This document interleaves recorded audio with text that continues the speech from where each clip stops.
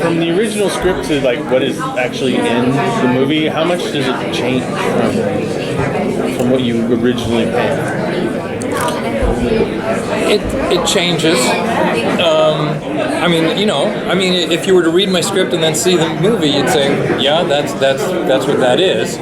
But these are low-budget films, and so we're moving very quickly, and we're facing a lot of challenges. And sometimes things have to be cut, and sometimes they have to be condensed, and sometimes they have to be changed. And sometimes actors have great ideas on set, and we incorporate them. And of course, the director, I think he does something. Anthony is great, and he comes up with ideas that improve it. So there's always a certain amount of change, but what you see is basically where we started, just better and faster and cheaper. I mean, I always envision these things, as $200 million films where anything can happen, and we could pull off anything, and then we're smacked in the face by the reality that they're low-budget films, and maybe we can't do anything. So that's just the nature of the beast. Well, some people might say it's so bad it's good, but is the reason to make and watch a Sharknado movie because it's awesome? Yes, it's awesome. You hear that it's so bad it's good, and I don't think that's really what makes people like these movies. I mean, there's a certain level of that, because yes, it's very low budget and we're trying to do something huge and crazy. And so there's always going to be a certain amount of, if you're used to seeing Armageddon, and we come in on a film that was made for their catering budget, probably less than their catering budget, there are always going to be things where it doesn't look quite as technically wonderful as modern audiences might expect. But I don't think people would have gone with us for 3 movies now if that was the only appeal of it, if they were just laughing at us. I think people are having fun with this, and if you read the tweets and you read the way people are getting into it, and especially kids who just take it at face value, there's no irony in the way kids love these movies, and that's been the most surprising and gratifying part of this whole phenomenon.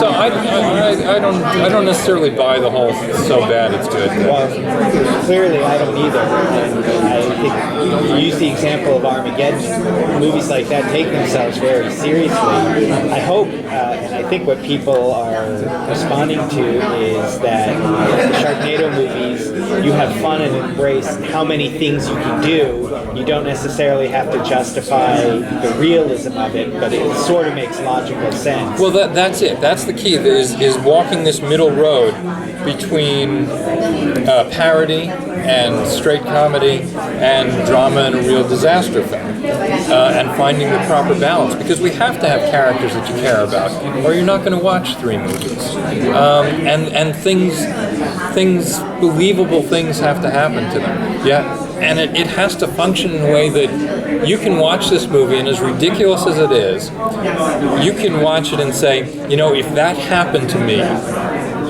that's what I'd do. There has to be some element of believability to it to make it work. And if we were just doing it for jokes, if the actors were winking at the camera, it wouldn't work. And if we played it completely straight, it wouldn't work. But by maintaining the internal reality of it, walking that middle road, I think that's what makes it work. And, maintaining a sense of fun. The main point of all these movies is just to have fun. Is for the audience to have as much fun as we had thinking it up. And so far, at least, I think that's what's made it work. And if adults want to take it ironically, I mean, people keep saying Sharknado's the greatest movie I've ever seen, and that's not really what they mean. But at the same time, they're having as much fun with their appreciation of it as the movie is having with itself. And then little kids who just take it at face value. I saw a video after the second one came out last summer. I think it was on Vine. Somebody had posted a little video of their kids playing Sharknado on the beach. and one of them had a toy chainsaw, and I guess it was his brother was pretending to be the shark and trying to attack him. And they were playing Sharknado the way I would play Star Trek and pretend to be Mr. Spock or Godzilla and pretend to be Godzilla or Rodan when I was little. And so actually seeing that and seeing that we've had this kind of influence on kids who don't take it ironically, who are just enjoying the adventure of it, and thinking that maybe they're going to grow up and do something, and this is going to be in the back of their head as something they love from their childhood. That is not something I expected, and it's really a very gratifying feeling. And you know, so you don't need to take it all with a grain of salt and a wink and a nod. There is genuine. I mean, I try and put heart in all these movies, and there is genuine heart in some people's responses, and that's great. Do you find pressure to make each movie more like outrageous moments? Yes. For each one, and how do you do that? How do you?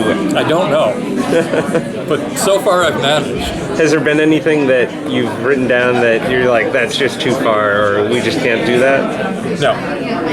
It's interesting because every one of our iconic moments, every moment that people go, oh my God, started out as a joke. It started out with me saying, look, I know we can't really do this, but what if? And then after you live with it for a while, people start thinking, well, maybe we can do that. Maybe there is a way we can wrap our heads around it. And so by the time we make it and get it out to you, it's just common sense to us. It just makes, it's perfectly logical because we've had time to live with it. And then the audience sees it and goes, oh my God, that's crazy. But yeah, so it always starts out that way. And then we say, Sharknado, we can do anything. So do you think the Sharknado franchise could go on indefinitely? Yes. I think as long as we can avoid becoming formulaic, as long as we keep doing different stuff, it could keep going. I mean, Ian Ziering and I were talking yesterday, and I was saying, we gotta come up with something different for number 4. And he was like, the hell with 4, I'm waiting for number 27. So I mean, yeah, as long as we can keep having fun with it and everyone else keeps having fun with it, I don't see why not. So you didn't necessarily see this as a conclusion of a trilogy? It's interesting because in some ways I did and in some ways I didn't. There is a definite arc to Finn Shepard's journey that is completed over these 3 films. He goes from being a character who's kind of lost everything to rebuilding his life. He's a broken person, and by the end of the 3rd film, he's whole again. And that's been an interesting journey. It sounds kind of dumb to talk that seriously about Sharknado, but there is heart to it. There are real characters in there somewhere, because if there weren't, people wouldn't be sticking with it for 3 movies now. So that is a complete arc, and now he can go on to something else. But the Sharknado story is in no way wrapped up, and there's still a lot to learn about why all this is happening and how we're going to stop it. Do you think it'll go international? Well, it is. Oh, you mean where we shoot? I wanted to go international for the 3rd one. We went from LA to New York, and now we've done the whole East Coast.